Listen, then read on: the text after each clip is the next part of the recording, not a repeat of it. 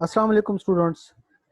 Last lecture में हमने matrices के डिफरेंट ऑपरेशंस और मैट्रिसेस में 2 बाय 2 मैट्रिसेस का डिटर्मिनेंट और एडजॉइंट को यूज़ करते हुए उसका इन्वर्स फाइंड आउट करना सीखा था।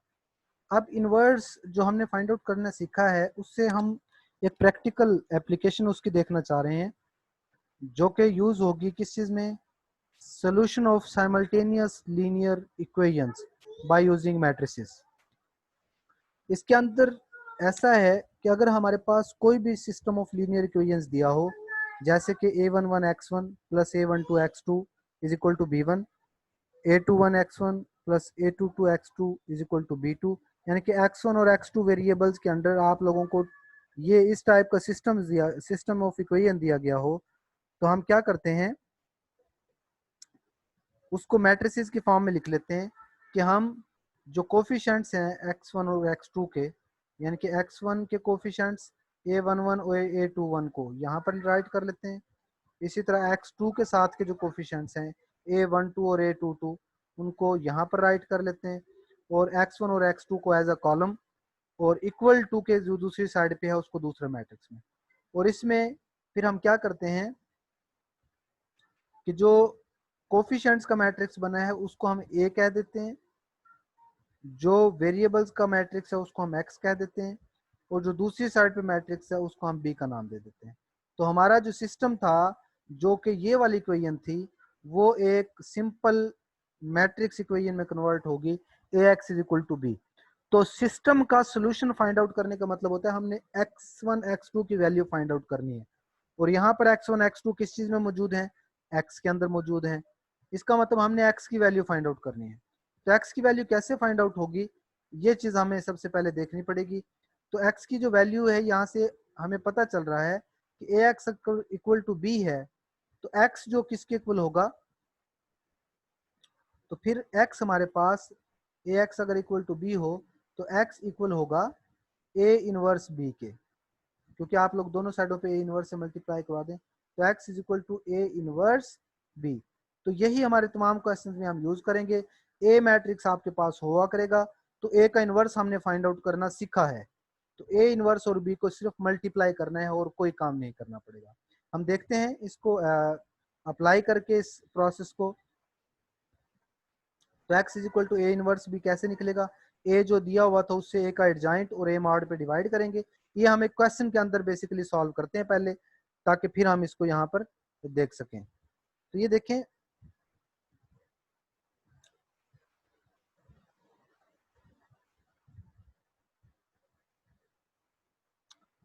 ये हमारे पास सिस्टम ऑफ इक्वेशन दिया हुआ था। आपने इसको सॉल्व करना है, तो सॉल्व करने लगे तो पहले आप लोगों ने कोफिशिएंट्स का मैट्रिक्स कि x1 के साथ 1 है, x2 के साथ 2 है, फिर इस x1 के साथ 2 है और x2 के साथ 4 है। तो कोफिशिएंट्स का मैट्रिक्स लिखा, x1 x2 कॉलम में लिखे उसी तरीके से जिसको हमने कहा था कि पहले मैट्रिसेस को राइट करना है, और 4 और 12 को वैसे ही रहने दिया। तो इसको ए कह दिया हमने, इसको एक्स कह दिया, इसको बी कह दिया। तो सबसे पहला प्रोसेस ये होता है कि आप ए का मॉड निकाल के देखें। हमने कहा था कि अगर मॉड 0 आ जाता है तो सिंगुलर मैट्रिक्स होता है, और 0 ना आए तो नॉन सिंगुलर होता है। तो नॉन सिंगुलर मैट्रिक्स को आगे सॉल्व कर सकते हैं, उनका इनवर्स आ सकता है। लेकिन अगर ए का मॉड जैसे कि इसमें सॉल्व किया है, ए मॉड सॉल्व कैसे करते थे, हम पहले डायगोनल एलिमेंट्स को मल्टीप्लाई करते थे, 1 और 4 को मल्टीप्लाई करेंगे क्या आ जाएगा, 4 आ जाएगा। फिर इस 2 और 2 को मल्टीप्लाई करेंगे तो 4 आएगा, और दरमियान में नेगेटिव का साइन फार्मूले में मौजूद होता है। 4 माइनस 4 0।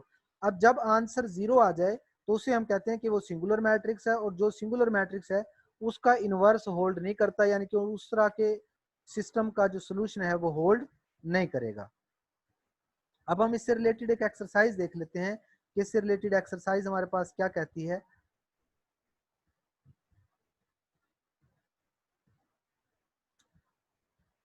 ये हमारे पास फर्स्ट क्वेश्चन है, ए गिवन है और बी गिवन है। हमने फाइंड आउट करना है 4a minus 3a is equal to A. तो पहले जब आपने 4a मालूम करना है तो 4a की वैल्यू कैसे आएगी, हमने जो मैट्रिक्स a की वैल्यू है उसके तमाम एलिमेंट्स को 4 से मल्टीप्लाई कर देना है। पहले 4a लिखेंगे, 4 के बाद पूरा मैट्रिक्स a लिखा, फिर 2 के साथ भी 4, 3 के साथ भी 4, 1 के साथ भी और 5 के साथ। सबके साथ 4 मल्टीप्लाई करेंगे तो हमारे पास ये आंसर आ गया जो कि 4a है। यही प्रोसेस a के साथ 3 को मल्टीप्लाई करके करेंगे।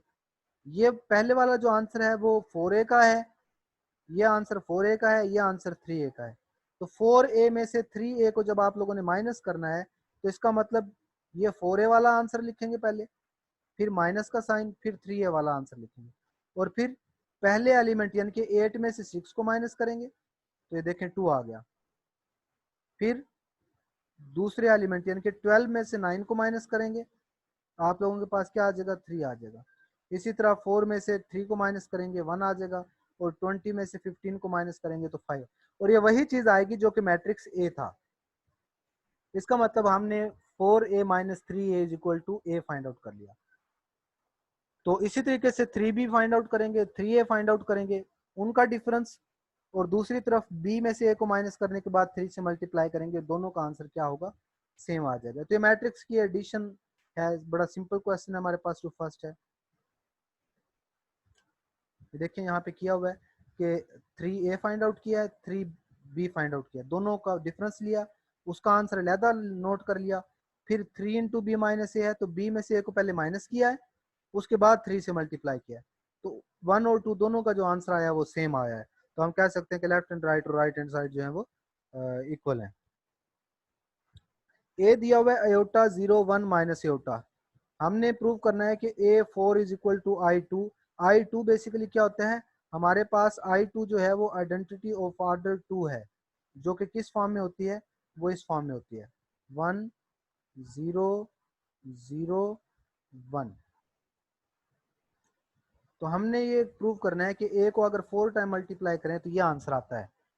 तो उसके लिए हम क्या करेंगे, पहले A को A से मल्टीप्लाई करेंगे और फिर A स्केयर आ चुका होगा, फिर A स्केयर को A स्केयर से मल्टीप्लाई कर देंगे तो A4 आ जाएगा। देखें ए दिया हुआ था, ए को ए से मल्टीप्लाई करना है, तो ए को ए से मल्टीप्लाई करने का प्रोसेस क्या है मल्टीप्लिकेशन का, ये यहाँ पे अब मैं दोबारा एक्सप्लेन कर देता हूँ। आपने यहाँ से फर्स्ट रो पकड़नी है और उसको फर्स्ट कॉलम के साथ मल्टीप्लाई करना है। तो अयोटा को अयोटा से मल्टीप्लाई करना है, ये देखिए यहाँ पे, और 0 को 1 से मल्टीप्लाई कर दिया। तो अयोटा को अयोटा से मल्टीप्लाई किया तो अयोटा स्केयर आया, अयोटा स्केयर प्लस 0 क्या आ गया है, अयोटा स्केयर, पहला एलिमेंट आ गया। अब फिर दोबारा इसी फर्स्ट रो को पकड़े रखना है और सेकंड कॉलम अयोटा को 0 से और 0 को माइनस अयोटा से, ये देखें। तो आप भी फर्स्ट रो के अंदर सेकंड कॉलम बना लेंगे। जब फर्स्ट रो को आपने फर्स्ट कॉलम से भी मल्टीप्लाई करके ये आंसर बना लिया है, फिर फर्स्ट रो को ही सेकंड कॉलम से मल्टीप्लाई करके ये आ गया है। अब आपके पास कॉलम खत्म हो गए हैं सारे, तो आप फिर जब कॉलम खत्म हो जाए तो सेकंड रो पे आ जाए। फिर जब सेकंड रो को पकड़ेंगे तो सेकंड रो को भी उसी तरह पहले कॉलम से मल्टीप्लाई करेंगे, तो 1 अयोटा से मल्टीप्लाई होगा और माइनस अयोटा 1 से, ये देखें। तो इसका आंसर अयोटा माइनस अयोटा 0 आ जाएगा।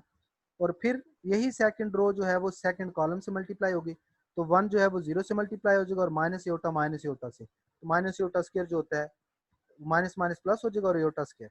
तो ये इसके आंसर आ गए। अयोटा स्क्वायर -1 होता है, तो ये -1 0 0 -1। ये मैट्रिक्स किस चीज का आंसर आया है, ये मेरे पास जो आंसर आया है ये ए स्केयर का आंसर आया है। अब मैं क्या करूंगा, मुझे मुझे पहुंचना है A4 तक, तो मैं इसी ए स्केयर को इसी के साथ मल्टीप्लाई कर देता हूँ ए स्केयर के साथ, तो A4 आ जाएगा। तो ए स्केयर को पकड़ के हमने ए स्केयर के साथ मल्टीप्लाई करना है।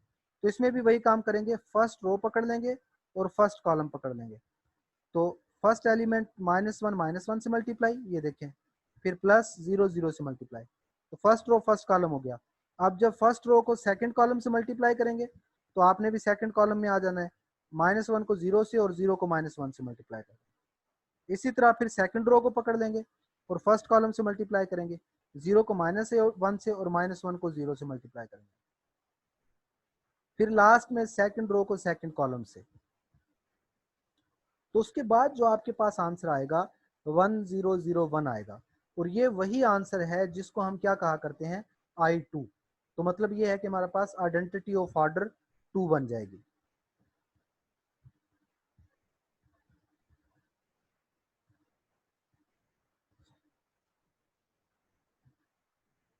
Find x and y if, ये मेरे पास इक्वेशन दी गई है, बल्कि मैट्रिसेस दिए गए हैं दो और इक्वेट कर रहे हैं, तो इक्वेशन है बेसिकली जिसमें दो मैट्रिसेस को कंपेयर किया गया है और हमने एक्स और वाई की वैल्यू फाइंड आउट करनी है।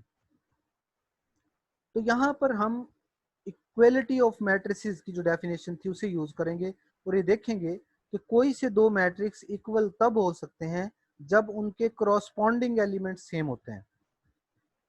करॉस्पॉन्डिंग एलिमेंट सेम होने का क्या मतलब है कि x+3 जो है वो 2 के इक्वल होगा और 1 जो है वो 1 के इक्वल है, -3 के इक्वल है और 3y-4 जो है वो 2 के इक्वल है।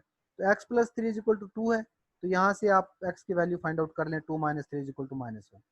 और उसके बाद हमारे पास 3y-4 जो है ये वाला एलिमेंट 2 के इक्वल है, तो इन दोनों को सॉल्व करके 3y इज इक्वल टू 6 आ जाएगा और y की वैल्यू 2 आ जाएगी। तो इसका मतलब x और y की वैल्यू हमने फाइंड आउट कर ली। यही काम इससे अगले पार्ट के अंदर करना है, लेकिन वहां पर क्या है हमारे पास, वहां पर x+3 is equal to y है, -3 is equal to -3, 2y-4 is equal to 2x। तो मेरे पास x+y इज इक्वल टू 3, इसमें भी x और y दोनों मौजूद हैं, और 3y-4 is equal to 2x, इसमें भी x और y दोनों मौजूद हैं। तो आप इसमें x और y को एक साइड पे ले आए पहली इक्वेशन पे, तो ये क्या बन गई 3x y is equal to 3। Okay, और इसी तरह 3y-4 is equal to 2x को जब सॉल्व करेंगे तो इसको सॉल्व करके दूसरी इक्वेशन बन गई और वो क्या है 2x-3y is equal to -4।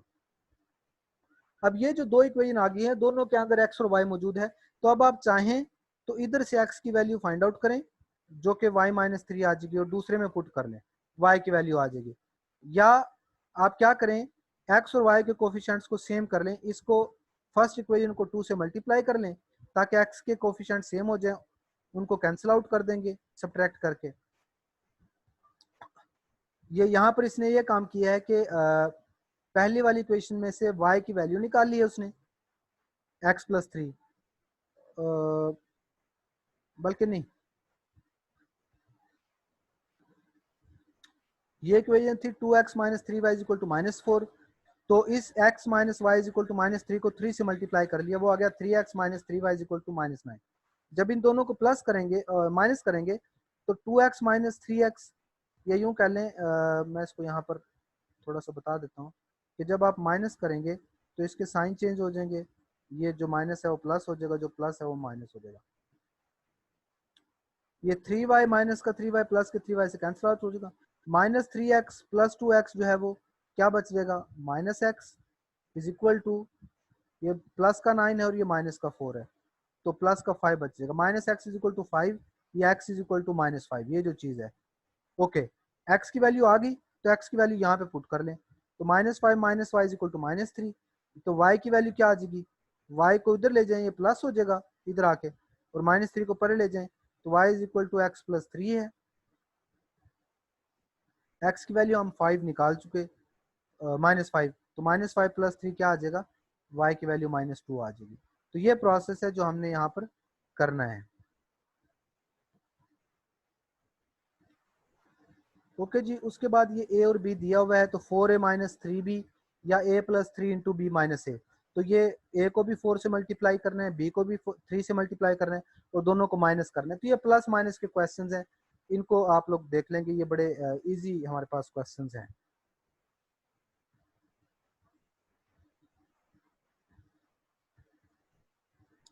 Find x and y if sum of these vector is equal to this, sum of these matrices is equal to this matrix. तो हमने क्या करना है, इन दोनों मैट्रिसेस को प्लस करना है, उसका आंसर ये आना है। तो और उनको कंपेयर करके एक्स और वाई की वैल्यू, तो पहले इस 2 को सबसे मल्टीप्लाई करवा दें, क्योंकि यहाँ पर देखें इस मैट्रिक्स के साथ ही 2 मल्टीप्लाई हो रहा है, तो आप इस 2 को सारे मैट्रिक्स के साथ मल्टीप्लाई करवा दें तो ये बन जाएगा। फिर क्या करें, इन दोनों मैट्रिसेस को आपस में ऐड कर लें, तो 2 + 2 4 हो जाएगा, 0 + 2x, यानी कि पहले एलिमेंट में पहला ऐड करना है, दूसरे एलिमेंट में दूसरा ऐड करना है, तीसरे एलिमेंट में तीसरा ऐड करना है। तो ये देखें क्रॉसपॉन्डिंग एलिमेंट ऐड करके ये चीज आ गई। तो अब 4 तो 4 के इक्वल है, तो रहेगी क्या चीज, 2x जो है वो -2 के इक्वल है, 2x - 2 है तो x की वैल्यू -1 आ गई, इसको सिंप्लीफाई करेंगे तो ओके, x + 2y 3 है, 1 इज इक्वल टू 1 है, y + 4 इज इक्वल टू 6, तो आप y + 4 इज इक्वल टू 6 वाले को सॉल्व करें, y + 4 इज इक्वल टू 6 जब लेंगे तो फिर हम क्या करेंगे, जब 4 को दूसरी साइड पे ले जाएंगे तो y की वैल्यू 2 आ जाएगी यहाँ पर। तो ये बड़ा सिंपल सा क्वेश्चन आप लोगों के पास हो जाएगा।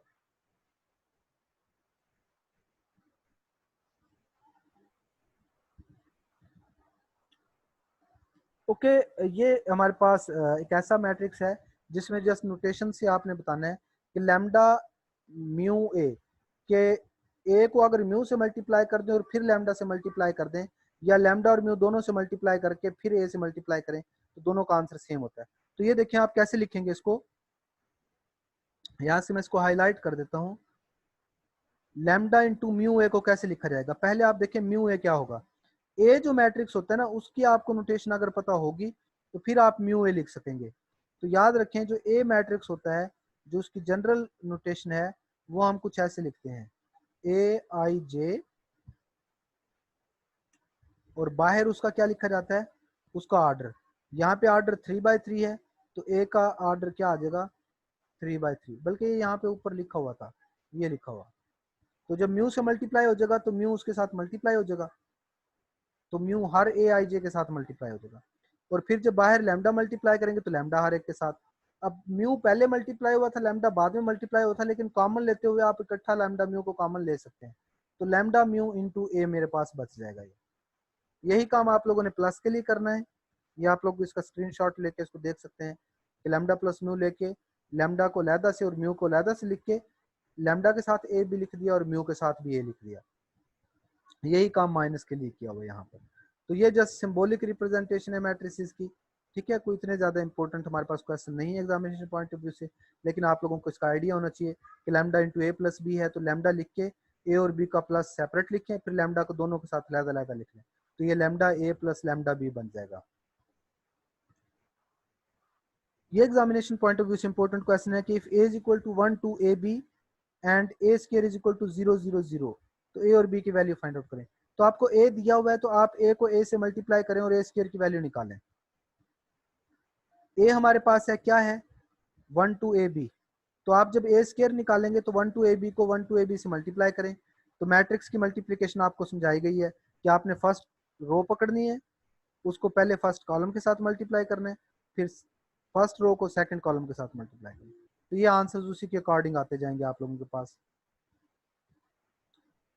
तो मल्टीप्लाई करने के बाद ये जो आंसर आया है, ये स्क्वायर का आंसर आया है। अब ए स्क्वायर का आंसर हमें एक दिया भी होगा, उसने क्या दिया है, ए स्क्वायर का एक आंसर हमें उसने कहा 0 0 0। तो ए स्क्वायर का जो आंसर आपने निकाला है ए से, और जो उसने दिया हुआ है, दोनों को आपस में इक्वल पुट कर लें। तो इसका मतलब 1 प्लस 2a भी 0 है, 2 प्लस 2b भी 0 है। तो यहाँ से आप लोग ए और बी की वैल्यू इजीली फाइंड आउट कर सकते हैं आपस में इनको कंपेयर करके।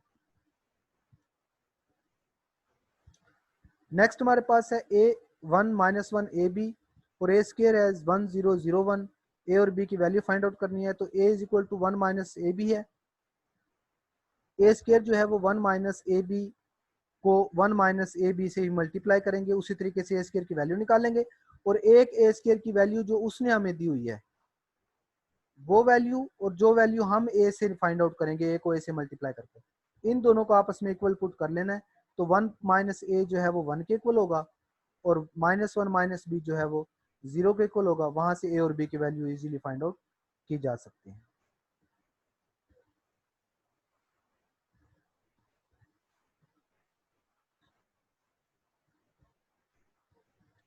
ए का ट्रांसपोज, तो ये वो मैट्रिक्स जिसमें हम रोज और कॉलम्स को इंटरचेंज कर देते हैं किसी भी मैट्रिक्स के, तो वो ए ट्रांसपोज होता है हमारे पास। और जैसे कि यहाँ पे देखिए मैट्रिक्स ए दिया हुआ था 1 माइनस 1 2 और 0 3 1। तो आपने इसका ट्रांसपोज जब मालूम करना है तो क्या करेंगे, जो पहली रो है 1 माइनस 1 2 उसको पहला कॉलम बना देंगे, दूसरी रो जो है 0 3 1 उसको दूसरा कॉलम बना देंगे। तो ये ट्रांसपोज आ गया। तो फिर हमने इससे अब ये क्वेश्चन प्रूव करना है कि ए प्लस बी, ए और बी दिया हुआ है, तो A plus B transpose equal prove करना है A transpose plus B transpose. तो आपको जो ए और बी दिए गए हैं, आपने उनको देख के पहले उनके ट्रांसपोज निकाल लेने हैं। ट्रांसपोज कैसे निकालने हैं, वही तरीका, जो पहली रो थी 1 माइनस 1 2 वो पहला कॉलम बना दिया, 0 3 1 उसको दूसरा कॉलम बना दिया। इसी तरह बी को देख के बी का ट्रांसपोज ले लेना है। अब जब आप लोगों ने ये साइड मालूम करनी है ए प्लस बी का ट्रांसपोज, तो पहले आप ए और बी को यानी कि इन मैट्रिसेस को आपस में ऐड करें। ए और बी को देखें आपस में ऐड किया है, जो आंसर आ गया उस आंसर का बाद में हम क्या ले लेंगे, ट्रांसपोज ले लेंगे। देखिए ये मेरे पास आंसर आ चुका ए प्लस बी का, इसका क्या ले लेंगे, ट्रांसपोज ले लेंगे, तो ये 1 आ गया। दूसरी तरफ जो ए ट्रांसपोज और बी ट्रांसपोज आप निकाल चुके थे ये वाली वैल्यूज, इन दोनों को ऐड करें, इनका आंसर देखें। तो ए ट्रांसपोज और बी ट्रांसपोज दोनों को ऐड करके जो आंसर आया है, और दूसरी तरफ ए और बी दोनों को ऐड करके जो ट्रांसपोज लिया था, दोनों का आंसर सेम है। इसका मतलब ये हो गया कि हम चाहें तो ट्रांसपोज लेके ऐड कर लें, या ऐड करने के बाद कंबाइंड ट्रांसपोज ले लें, तो दोनों से कोई फर्क नहीं पड़ता।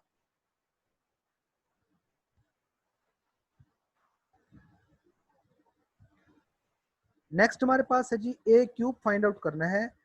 If A is equal to 1 1 3 5 2 6 -2 -1 -3, अगर ये वैल्यूज हो तो ए थ्री जब फाइंड आउट करना है, इसका मतलब क्या है, A square is equal to A dot A होता है, तो आप इसी मैट्रिक्स को इसी के साथ मल्टीप्लाई करें। तो याद रखें मैट्रिक्स चाहे 2x2 का हो, मैट्रिक्स चाहे 3x3 का हो, प्रोसीजर यही रहेगा। आपने बल्कि सबसे पहले इसका ऑर्डर चेक करना है, ऑर्डर यहाँ पे लिख लेता हूँ। इसका ऑर्डर बेसिकली तो यहाँ लिखा जाता है मैट्रिक्स के, लेकिन मैं ऊपर सिर्फ इस वजह से लिख रहा हूँ कि यहाँ पे लिखने की यहाँ पर प्लेस नहीं है प्रॉपर, तो मैं इस वजह से इसका ऑर्डर थोड़ा सा ऊपर लिख रहा हूँ। इसका ऑर्डर क्या है, रोज बाय कॉलम, 3 रोज है और 3 ही कॉलम है इसके। इसका भी जो ऑर्डर है वो 3x3 है बाय चांस। अब देखना है ये मल्टीप्लाई हो सकते हैं कि नहीं। अब ये चेक करने के लिए मल्टीप्लाई हो सकते हैं कि नहीं, तो पहले के कॉलम और दूसरे की रोज सेम होनी चाहिए। हाँ जी सेम है, तो मल्टीप्लाई कर दें। और कैसे मल्टीप्लाई करेंगे, पहले की रो पकड़ेंगे और दूसरे का कॉलम, तो 1 को 1 से मल्टीप्लाई करेंगे, 1 को 5 से मल्टीप्लाई करेंगे, 3 को -2 से मल्टीप्लाई करेंगे और सबको ऐड कर देंगे। ये आ गया मेरे पास फर्स्ट एलिमेंट। फिर रो आपने पहली पकड़े रखनी है, अब सेकंड कॉलम पकड़ लेना है, तो आपने यहाँ पे भी सेकंड कॉलम के अंदर उसी तरीके से पहले एलिमेंट को पहले से, दूसरे को दूसरे से और तीसरे को तीसरे से मल्टीप्लाई करके यहाँ पे राइट कर देंगे। फिर इसी पहली रो को पकड़ के रखेंगे, और अब क्या करेंगे, अब थर्ड कॉलम पकड़ लेंगे। तो फर्स्ट रो को थर्ड कॉलम से जब मल्टीप्लाई करेंगे, तो आप यहाँ पे भी अपना न्यू कॉलम बना लेंगे और वो ये आ जाएगा। तो मेरे पास क्या हो गया है, अब जो यूं कह लें कि फर्स्ट रो के साथ तीनों कॉलम हो गए, तो फर्स्ट रो के साथ तीनों कॉलम्स की वजह से ये मेरे पास फर्स्ट रो के अंदर 3 एलिमेंट आ गए। अब आप पकड़ेंगे सेकंड रो, सेकंड रो के लिए भी वही काम, कि पहला कॉलम जब पकड़ेंगे तो आपके पास ये चीज आ जाएगी। सेकंड रो को दूसरे कॉलम के साथ जब करेंगे, तो फिर आप लोगों के पास सेकंड रो का सेकंड कॉलम बन जाएगा। इसी तरह सेकंड रो को थर्ड कॉलम के साथ, फिर आपने थर्ड रो पकड़ लेनी है, तो थर्ड रो को फर्स्ट कॉलम से मल्टीप्लाई करेंगे तो ये आ जाएगा, थर्ड रो को सेकंड कॉलम से मल्टीप्लाई करेंगे, और फिर थर्ड रो को थर्ड कॉलम से मल्टीप्लाई करेंगे। तो मल्टीप्लाई करने के बाद इनको आपस में मल्टीप्लाई करें और ऐड कर लें, और इनका आंसर देखें कि इनका आंसर आता क्या है हमारे पास। तो मैंने इनको ऐड किया है और ये आंसर जो हमारे पास फिर आया है 0 0 0 3 3 9 -1 -1 3।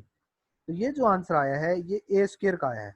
आपने तो ए क्यूब फाइंड आउट करना है, तो ए स्क्वायर का आंसर लिखें और उसको दोबारा ए के साथ पकड़ के मल्टीप्लाई कर दें। मल्टीप्लिकेशन का वही तरीका कि first row first column, first row second column, first row third column, फिर दोबारा second row first column, second row second column, second row third column, और फिर थर्ड रो के साथ फर्स्ट सेकंड और थर्ड कॉलम आ जाएगा। तो इससे जो आंसर आएगा वो 0 0 0 आएगा। और ये जीरो मैट्रिक्स आ रहा हो और ऑर्डर 3 हो तो O3 लिखते हैं, और ऑर्डर 3 कब होगा, जब 3x3 का मैट्रिक्स होगा। चलें जी, उसके बाद हमारे पास ये क्वेश्चन है, find the matrix x if x into this is equal to this. अब याद रखें कि यहाँ पर उसने एज्यूम कर लिया है कि let x is equal to ABCD। अब ये जो है ना बाय चांस ऐसा है कि हम तमाम अपने क्वेश्चंस में x अगर इस तरह का ले लें तो हमारे सारे क्वेश्चन सॉल्व हो जाते हैं, 2x2 का ले लें। लेकिन उसके पीछे रीजन क्या है, लॉजिक क्या है, वो आपको बता देता हूं कि आपने देखना है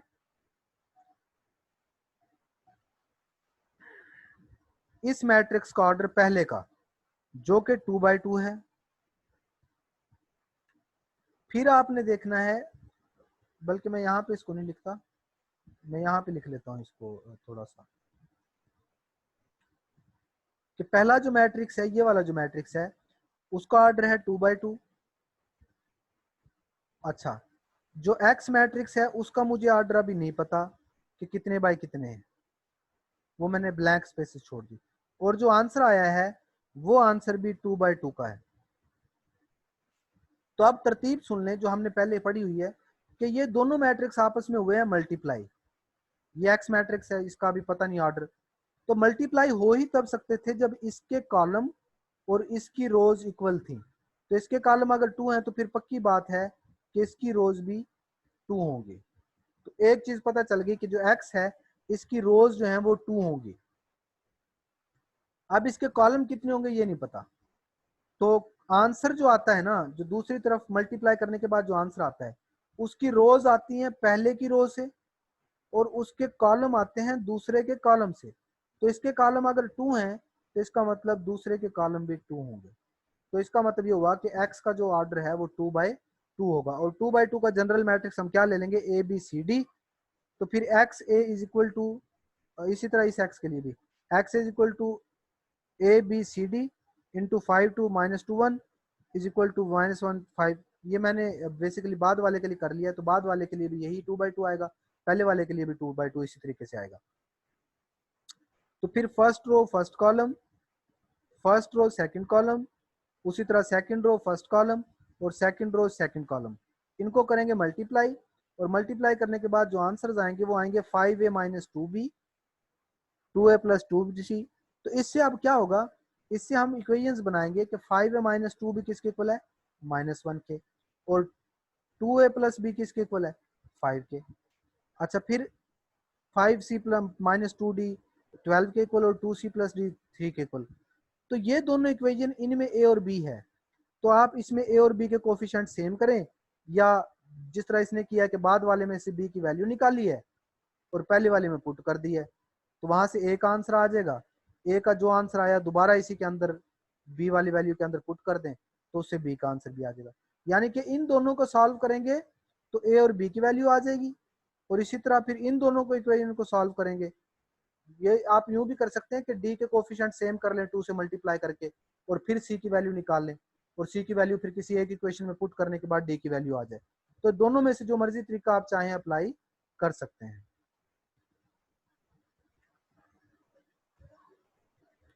तो ये तो एक्स की वैल्यू फाइंड आउट करने के लिए दोनों के अंदर यही काम है।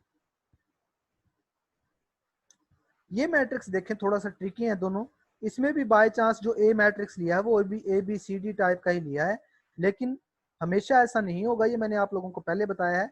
यहाँ पर आपको वही तरतीब याद रखनी पड़ेगी कि पहले वाले का ऑर्डर कितना है, इसका ऑर्डर है 3/2, इसका ऑर्डर मेरे पास है 3/2। दूसरे का ऑर्डर मुझे नहीं पता कि कितने बाय कितने हैं, लेकिन जो मल्टीप्लाई करने के बाद आंसर आया है उसका ऑर्डर भी 3/2 है।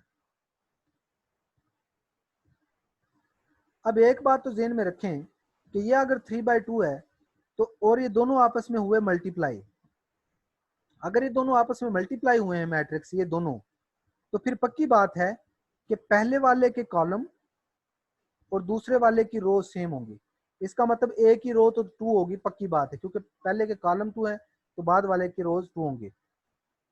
अच्छा, जो आंसर आता है उसकी रोज पहले की रोज जितनी होती हैं 3 हैं, और जो कॉलम है वो दूसरे के कॉलम जितने होते हैं, तो दूसरे के कॉलम इसका मतलब कितने होंगे, 2 होंगे। तो इसका मतलब ए मैट्रिक्स 2/2 है। और बाय चांस इसमें सारे ही जो इस टाइप के मैट्रिक्स हैं वो 2/2 के हैं, जिसमें मल्टीप्लाई हो रहा हो मैट्रिक्स, तो 2/2 का है। तो आपने ए जो है वो किस टाइप का लेना है, 2/2 मैट्रिक्स का लेना है। तो फिर उसी तरीके से मल्टीप्लाई करेंगे फर्स्ट रो को फर्स्ट कॉलम के साथ, फर्स्ट रो को सेकंड कॉलम के साथ, सेकंड रो को फर्स्ट कॉलम के साथ, सेकंड रो को सेकंड कॉलम के साथ, and up to so on. फिर 5a - c को हम किसके इक्वल पुट कर लेंगे, -3 के इक्वल, 5b - d को 7 के इक्वल, -7 के, 3a - c को 7 के इक्वल, और 3b + d को 2 के इक्वल। फिर ए और बी वाली इक्वेशन को दोनों को इकट्ठे सॉल्व कर लेना है, और सी और डी वालियों को दोनों को इकट्ठे सॉल्व कर लेना है। तो ए बी सी डी की आंसर जरा आ जाए, तो वो जब पुट कर देंगे यहाँ पर तो ए का आंसर आ जाएगा। यही काम इन दोनों पार्ट्स के अंदर किया गया है।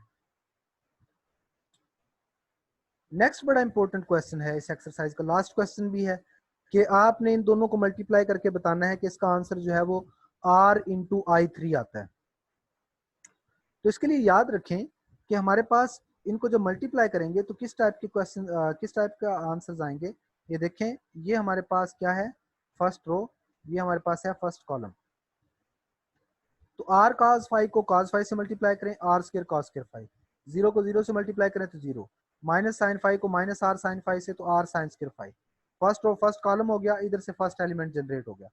फिर क्या करेंगे, फर्स्ट रो को सेकंड कॉलम के साथ, तो r cos फाइव को जीरो से, जीरो को वन से और साइन फाइव को जीरो से, तो ये जीरो जीरो जीरो जनरेट हो गया, सेकंड एलिमेंट जनरेट हो गया। फिर इसी फर्स्ट रो को पकड़ के थर्ड कॉलम के साथ, तो r cos फाइव को साइन फाइव के साथ, तो ये आप लोगों के साथ थर्ड एलिमेंट। तो ये फर्स्ट रो के तीनों एलिमेंट जनरेट हो गए। यही काम आप करेंगे अगली दफा, सेकंड रो को पकड़ लेंगे और सेकंड रो को फर्स्ट कॉलम से, सेकंड कॉलम से और थर्ड कॉलम से जो मल्टीप्लाई करेंगे तो आपके पास यहाँ पे इस टाइप के एलिमेंट्स जनरेट होंगे। यही काम तीसरे के लिए करना है। लेकिन जब इसको आप सिंप्लीफाई कर लेंगे तो ये बड़ी इंपॉर्टेंट बात है कि r cos स्क्वायर और r साइन स्क्वायर, r जब इसमें से कॉमन ले लेंगे तो sine square plus cos square बनेगा और sine square plus cos square होता है 1, तो ये r बच जाएगा, ये पहले जीरो है। Okay, r cos five sine five में से r cos five sine five minus का जीरो हो जाएगा, ये पहले जीरो है, ये r आ जाएगा मेरे पास और आखिरी एलिमेंट वैसे जीरो है। r sine five cos five में से माइनस का r sine five cos five cancel हो गया, ये जीरो है। यहाँ पे उसी तरीके से r कॉमन लेंगे तो cos square plus sine square 1 हो जाएगा। फिर आप r सब में से कॉमन ले लें तो मेरे पास अंदर जो चीज बचेगी वो आइडेंटिटी ऑफ ऑर्डर 3 बचेगी, तो इसको i3 कह देंगे। इसका मतलब ये हो गया कि मेरे पास जो चीज है इन दोनों को मल्टीप्लाई करके आंसर ri3 ही बचता है। तो इसी के साथ ये एक्सरसाइज जो मेरे पास है कंप्लीट हो गई। ओके जी, उसके बाद मेरे पास है नेक्स्ट एक्सरसाइज।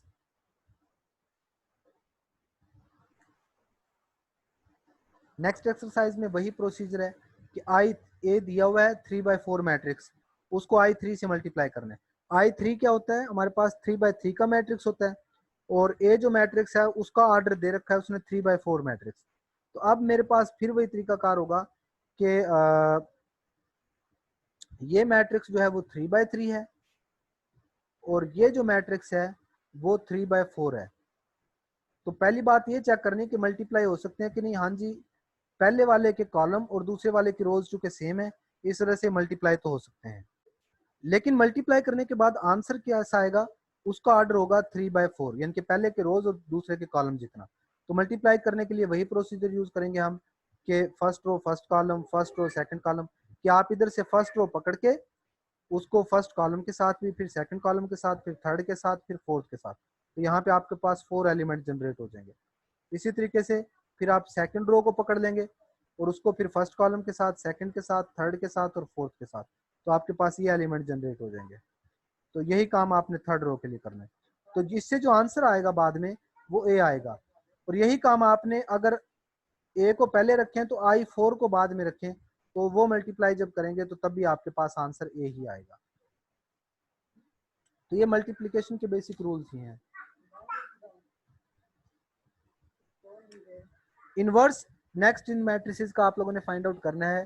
तो इनवर्स फाइंड आउट करने के लिए हमने करना क्या है कि जो प्रीवियस एक्सरसाइज से पहले हमने इसके फॉर्मूलाज देखे थे कि हमने इनका एडजॉइंट फाइंड आउट करना है और इनका मॉड। तो मॉड सबसे पहले फाइंड आउट किया जाएगा, क्योंकि मॉड अगर नॉन जीरो आएगा तो उनका इनवर्स फाइंड आउट हो सकता है, अगर मॉड जीरो आ गया तो उनका इनवर्स फाइंड आउट नहीं हो सकता और ना ही वो सॉल्व की जा सकती है। तो पहले हम ये देखिए, मैट्रिक्स ए दिया गया है जब, तो सबसे पहले हम क्या करेंगे, इस मैट्रिक्स का मॉड या डिटर्मिनेंट फाइंड आउट करेंगे। तो मॉड कैसे फाइंड आउट होगा, उसको फाइंड आउट करने के लिए पहले हम डायगोनल एलिमेंट को मल्टीप्लाई करेंगे, 3 को 1 से मल्टीप्लाई करेंगे, तो ये देखें 3 आ गया। फिर माइनस फार्मूले का साइन है ये, और फिर 2 और -1 को मल्टीप्लाई करेंगे तो -2। ये देखें फार्मूला का जो 2 था, फार्मूले की जो नेगेटिव साइन थी वो हमारे पास नेगेटिव एज इट इज मौजूद है, और फिर एक नेगेटिव साइन यहाँ पे, तो माइनस माइनस टू जो है प्लस टू हो जाएगा, 3 + 2 5। तो चूंकि मॉड नॉन नेगेटिव आ गया है, तो मॉड नॉन नेगेटिव होने की वजह से हम क्या कर सकते हैं, इसका इनवर्स फाइंड आउट कर सकते हैं। तो देखते हैं अब हम इनवर्स, पहले एडजॉइंट मालूम कर लें। एडजॉइंट में क्या करेंगे, इस मैट्रिक्स के ये दोनों एलिमेंट्स जो हैं 3 और 1 वो इंटरचेंज हो जाएंगे, इनकी पोजीशन 1 और 3 हो गया, और जो नॉन डायगोनल एलिमेंट है 1 -1 और 2 उनके साइन चेंज हो जाएंगे, जो -1 था वो 1 हो गया, और जो 2 था वो हमारे पास -2 हो गया। तो ये एडजॉइंट आ गया है। तो ए इनवर्स का फार्मूला होता है 1/a mod एडजॉइंट ए। तो 1/a mod 5 था, और ये एडजॉइंट ए, तो अब 5 को सब पे डिवाइड कर दें तो ये इनवर्स आ जाएगा। यही प्रोसेस हमने तमाम के इनवर्स फाइंड आउट करने के लिए करना है। लेकिन इसमें अगर किसी का मॉड 0 आ जाए तो उसका इनवर्स फाइंड आउट नहीं कर सकेंगे, जैसे कि डी है 6 - 6 0 आ रहा है मॉड, जिसका डिटर्मिनेंट 0 आ जाए उसका इनवर्स फाइंड आउट नहीं कर सकेंगे। उसके बाद ये जो सिस्टम ऑफ इक्वेशंस आपने फाइंड आउट करना है, ये एक इक्वेशन पहले लिखी हुई है, एक बाद में लिखी हुई बेसिकली।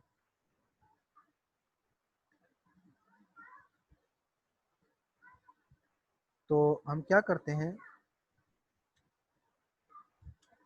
हमारे पास जो सिस्टम है वो ये है, ये हमारे पास बेसिकली सिस्टम है।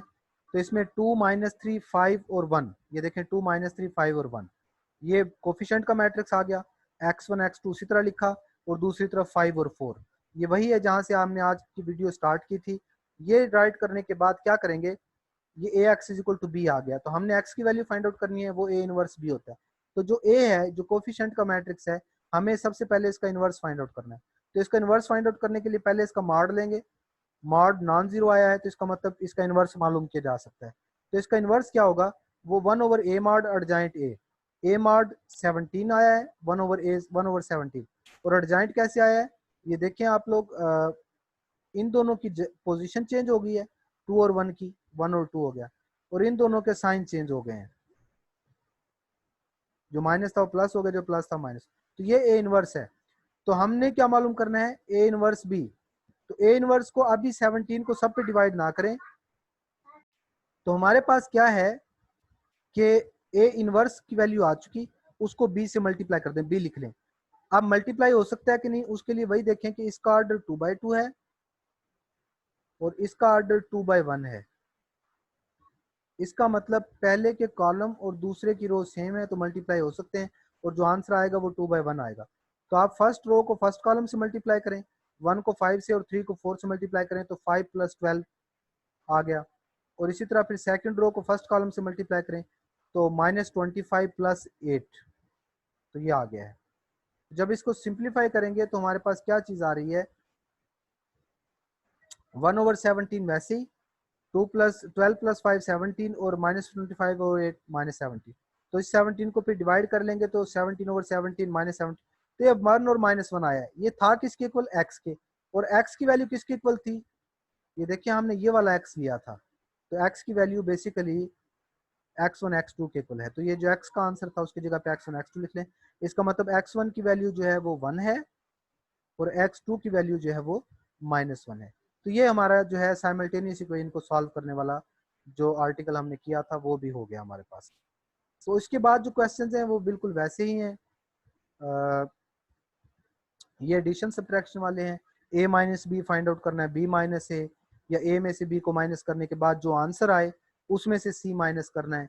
तो ये आप लोगों ने जो है वो प्लस माइनस के जो क्वेश्चन हैं उनको, चूंकि सिंपल हैं कि b- देखे ना, b - c पहले फाइंड आउट किया, उसका जो आंसर आया है b - c का वो बाद में लिखा है, और a में से उसको क्या कर दिया, माइनस कर दिया, तो a - b - c आ गया मेरे पास।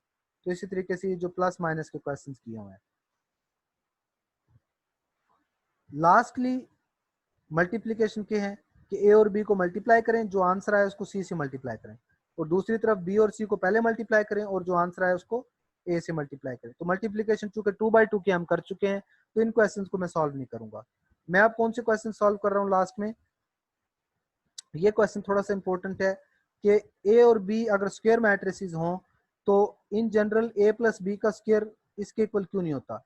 अब देखिए बेटा, a + b का स्क्वायर जो होता है ना वो किसके इक्वल होता है, वो a + b को a + b से मल्टीप्लाई करके हासिल होता है। तो आप a को a से मल्टीप्लाई करें तो a square, a dot a b से वो ए डॉट बी, और बी को फिर ए से मल्टीप्लाई करें तो बी डॉट ए, और बी को बी से मल्टीप्लाई करो तो बी डॉट बी। अब ए डॉट ए और बी डॉट बी ये तो ए स्क्वायर और बी स्क्वायर होते हैं, लेकिन मैट्रिसेस के अंदर ए बी और बी ए चूंकि इक्वल नहीं होते, इस वजह से दोनों आपस में ऐड नहीं हो सकेंगे और टू ए बी नहीं बन सकता। तो इसी वजह से उसने कहा है कि ये जो है वो आपस में ऐड नहीं हो सकते, तो ए बी और बी ए चूंकि इक्वल नहीं है, इस वजह से टू ए बी के इक्वल नहीं हो सकते। ए माइनस बी वाले में भी वही करना है कि ए माइनस बी होता है, तो चूंकि ये ए माइनस बी और ए बी और बी ए चूंकि इक्वल नहीं होता, इस वजह से ये वाला ए बी और ये वाला बी ए आपस में इकट्ठे होकर टू ए बी नहीं बन सकता, इस वजह से ये भी आपस में इक्वल नहीं होते। ए प्लस बी और ए माइनस बी वाला जो है उसमें फिर दोबारा वही काम करेंगे कि चूंकि ए बी और बी आपस में इक्वल नहीं होते, इस वजह से ये दोनों एक दूसरे को कैंसिल नहीं कर सकेंगे, इस वजह से ये ए स्क्वायर माइनस बी स्क्वायर के इक्वल नहीं होता।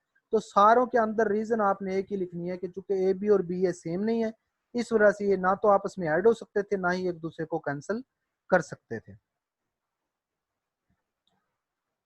नेक्स्ट हमारे पास जो क्वेश्चन है वो ये है कि if A is equal to 2, ये हमारे पास ए मैट्रिक्स है, तो ए ट्रांसपोज और ए ट्रांसपोज ए ये हमने फाइंड आउट करना है। ए ट्रांसपोज ये वैल्यू है, हमारे पास जो रो थी उनको कॉलम बना दिया तो ए ट्रांसपोज आ गया है। तो ए ट्रांसपोज और ए दोनों को आपस में हमने क्या कर देना है, मल्टीप्लाई। फर्स्ट रो को फर्स्ट कॉलम के साथ, फर्स्ट रो को सेकंड कॉलम के साथ, फर्स्ट रो को थर्ड कॉलम के साथ। तो ये एलिमेंट्स उसी तरीके से सिंपल मल्टीप्लिकेशन है, इनको ए ट्रांसपोज को पहले रखे और ए को बाद में रखे, और दूसरी तरफ ए और ए ट्रांसपोज को बाद में रख के आपने मल्टीप्लाई करना है। नेक्स्ट क्वेश्चन में ए और बी मैट्रिक्स दे रखे हैं, आपने एक्स मालूम करना है। तो इस एक्स को मालूम करने का सिंपल तरीका ये है कि आप ये देखें 3x minus two A equal to B है, तो 3x की वैल्यू क्या आ जाएगी, 2a प्लस बी। तो ए और बी की जगह पे 2 के बाद ए की वैल्यू लिख ली है हमने, और बी उसी तरह लिख लिया है। फिर 2 को सब एलिमेंट के साथ मल्टीप्लाई करें और बी को उसके अंदर ऐड कर लें, तो ये आंसर आ गया 3x का। तो हमें चाहिए सिर्फ x, तो 3 को उधर दूसरी साइड पे डिवाइड कर दें, तो 3 जो है मैट्रिक्स के तमाम एलिमेंट के साथ क्या हो जाएगा, डिवाइड हो जाएगा मेरे पास। तो इसी तरीके से 2x वाले क्वेश्चन को सॉल्व कर लेना है, आखिर में 2 जो है दूसरी साइड पे डिवाइड हो जाएगा।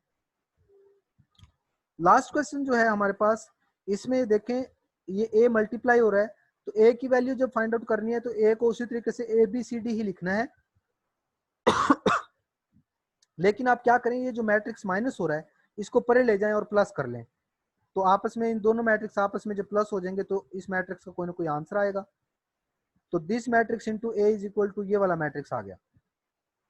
अब इस मैट्रिक्स को 2x2 का मैट्रिक्स, और ये 2x2 का कैसे बना है, वही प्रीवियस प्रोसीजर यूज करेंगे इनके ऑर्डर देख के। तो ए 2x2 का मैट्रिक्स ले लिया, इसको आपस में करें मल्टीप्लाई, तो इसको जब 2x2 मैट्रिक्स मल्टीप्लाई करेंगे तो दोबारा जो आंसर आएगा वो 2x2 का ही मैट्रिक्स होगा, और वो ये होगा। ये वैल्यू 1 माइनस 1 2 और 4 के इक्वल है, तो 4a प्लस 3c 1 के इक्वल है, 4b प्लस 3d माइनस 1 के इक्वल है। वही प्रोसीजर के आप आमने सामने के जो एलिमेंट है उनको आपस में कंपेयर कर लेना है हमने। कंपेयर करने के बाद a और c वाली इक्वेशन को इकट्ठा सॉल्व कर लेना है। इन दोनों को सॉल्व करेंगे, यानी कि नीचे वाले को 2 से मल्टीप्लाई कर लें और फिर a वाले को कैंसिल करने के बाद c की वैल्यू निकाल लें, या फिर किसी एक में से c की वैल्यू निकाल के दूसरी में पुट कर दें। तो आप लोग इस तरीके से b और d वालों को भी सॉल्व कर सकते हैं।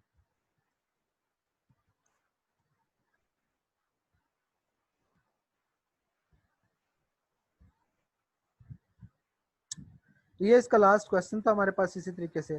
तो ए की वैल्यू हमने फाइंड आउट कर लिया है, तो इसके साथ ही जो थर्ड एक्सरसाइज है वो हमारे पास कंप्लीट हो गई है।